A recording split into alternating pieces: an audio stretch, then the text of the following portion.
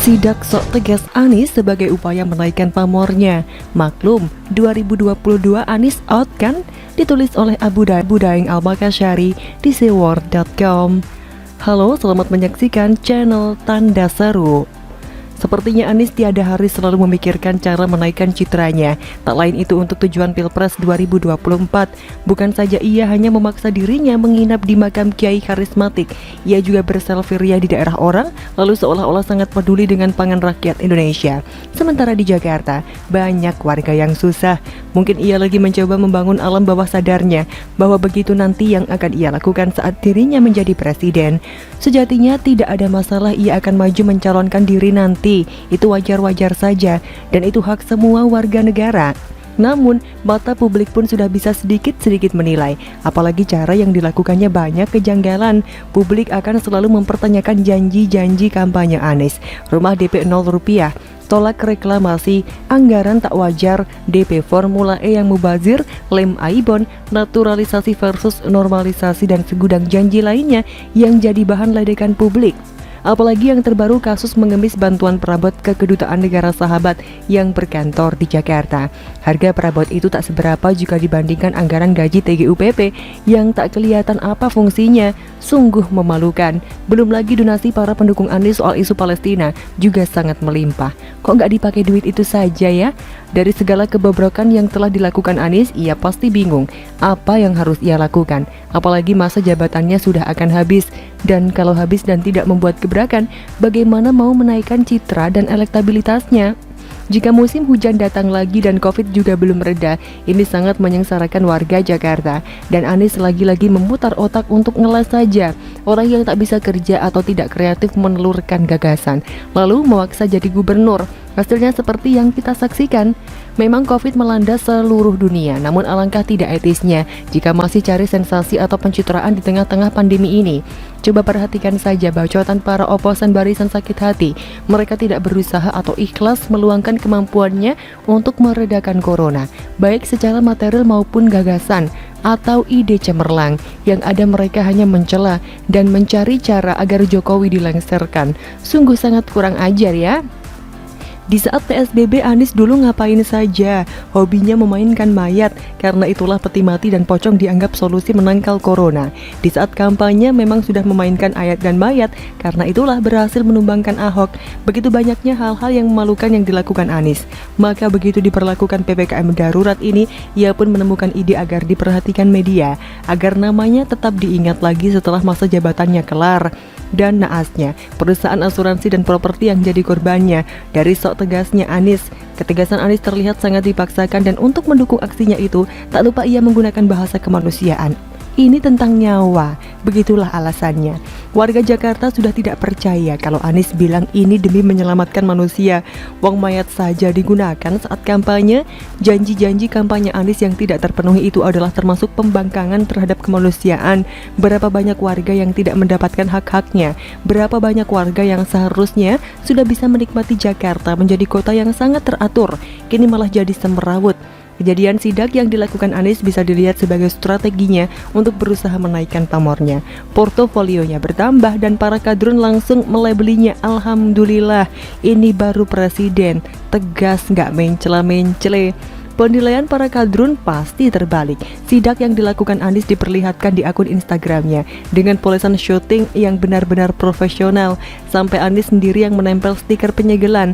Gambar itu bisa jadi bahan kampanye ya. Pret dah.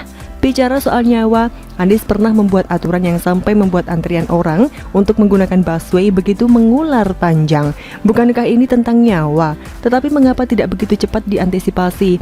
Itu aturan cerdas atau penafsiran sendiri, aturan seenaknya jidat.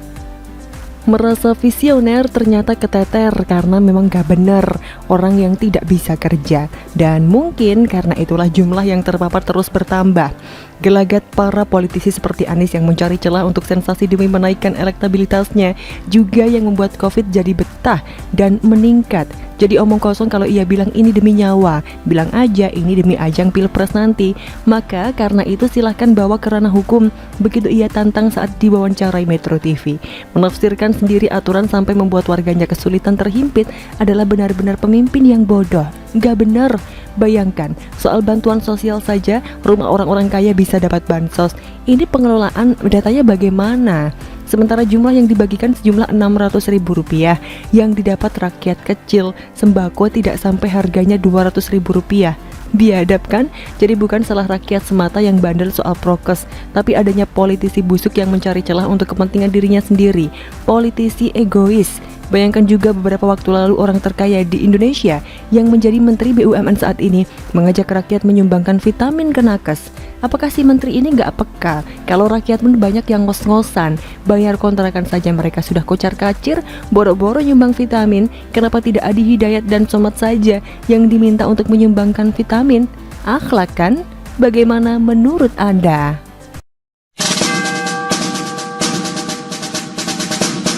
PPKM, Kadrun manfaatkan air mata warga untuk cari viral, ditulis oleh Panjatha di seaworld.com.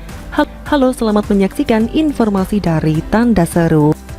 Pemberlakuan pembatasan kegiatan masyarakat atau PPKM secara resmi diberlakukan pemerintah sejak 3 Juli hingga 20 Juli 2021 mendatang di Jawa dan Bali. Tujuannya jelas dan pasti untuk melindungi masyarakat.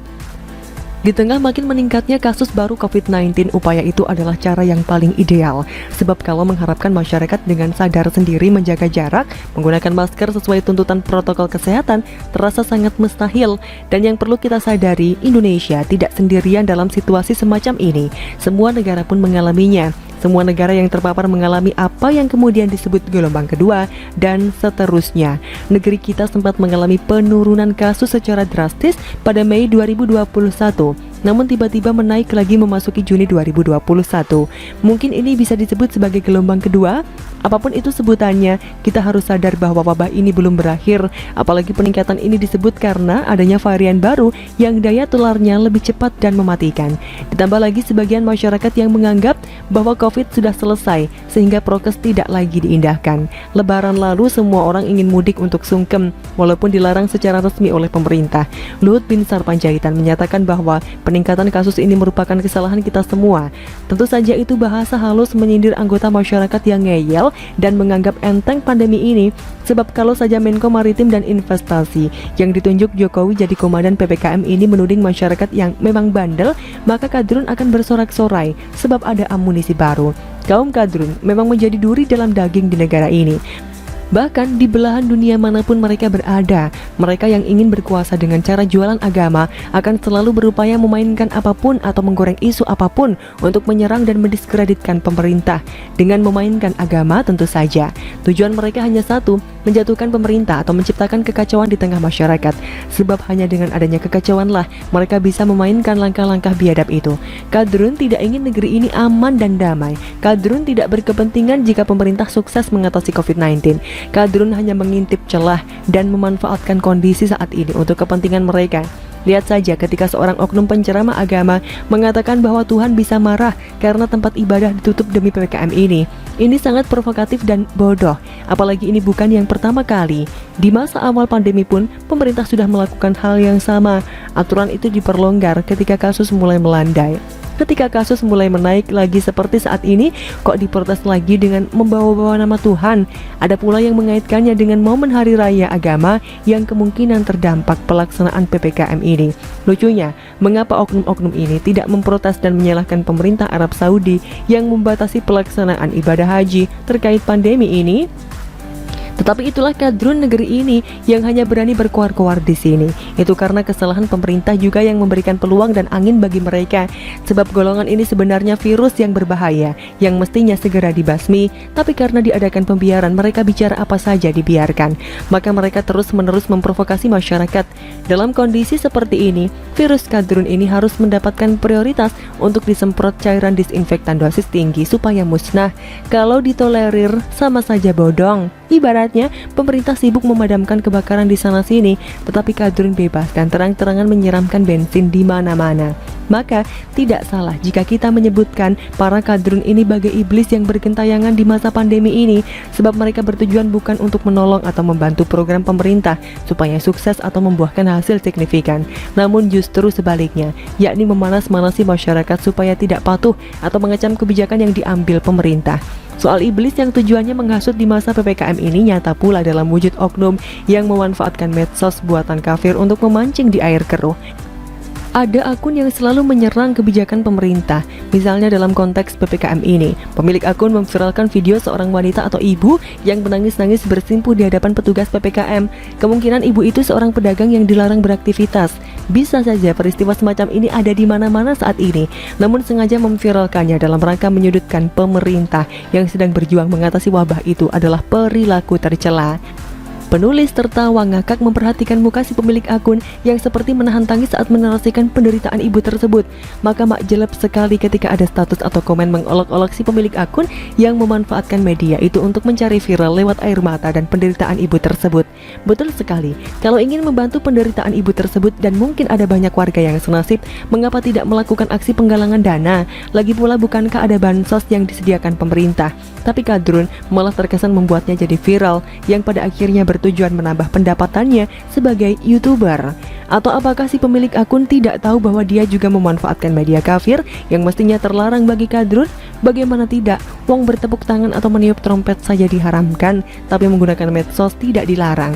Kadrun memang selalu bikin susah dan membingungkan banyak orang dengan segenap kedunguannya.